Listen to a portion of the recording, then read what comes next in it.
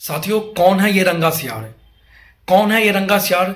किसके बारे में कहा जा रहा है कि जो इसने आंदोलन को बर्बाद किया? आखिर कौन है ये जो इतने सारे छात्रों के साथ खिलवाड़ किया है? आइए बताते हैं डिटेल्स इसके बारे में।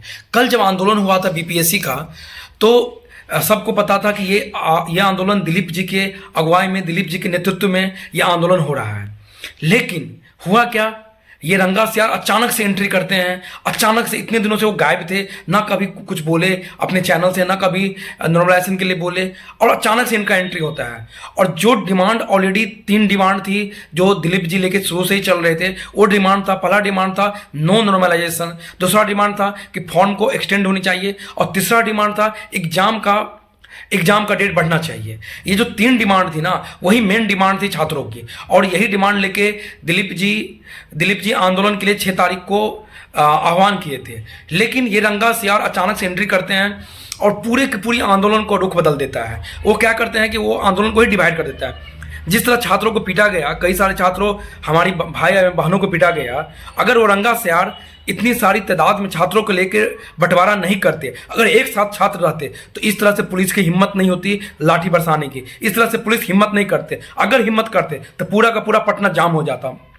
क्योंकि रंगा सियार ने क्या किया ना कि पूरे के पूरे एक छात्रों का जो बड़ा ग्रुप था, जो बड़ा समूह था, उसको लेकर वो अलग रास्ते में चले गए। और रंगा सियार वो ना उनका गिरफ्तारी हुआ, वो खुद ही अपना गिरफ्तारी करवाए, खुद ही थाना गए, खुद ही थाना से बोले। ये सब रंगा सियार का चाल था। इन्होंने सामने में कुछ और पीठ पीछे कुछ और प्लान बना रहे थे। ये पूरी की पूरी आंदोलन को राजनीति में कन्वर्ट कर दिया गया। ये रंगा सियार पूरी की पूरी अपने आप को दिखाना चाहते थे कि वो छात्रों के मसीहा है। लेकिन ये सबसे बड़ा जो रंगा सियार को ये नहीं पता है कि ये बीपीएससी के छात्र है, यूपीएससी के छात्र है। इन्हें सारा चीज पता है, ये इन्हें सब समझ में आता है। आपकी जो दोगली राजनीति है ना, वो नहीं चलेगा। ये छात्र सब समझते हैं कि आप क्या गलत कर रहे हो, सही कर रहे हो।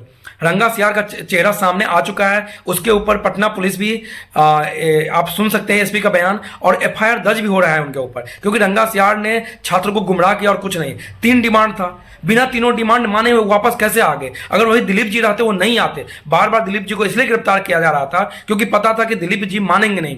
बिना तीनों डिमांड लिए हुए वो वहां से टस के मस नहीं होंगे। आप देख सकते हैं कि आप समझिए कि आज दिलीप जी को इसलिए पुलिस ने, रंगा सियार को तो पुलिस ने हिरासत में भी नहीं लिया, खुद ही हिरासत में गए और हो हल्ला मचा दिया कि खान सर को, रंगा सियार को गिरफ्तार कर लिया गया, रंगा सियार को गिरफ्तार कर लिया गया। पता नहीं, मतलब ये इतनी बड़ी अफवाह फैलाई गई, जबकि रंगा सियार खुद गिरफ्तार हुए थे।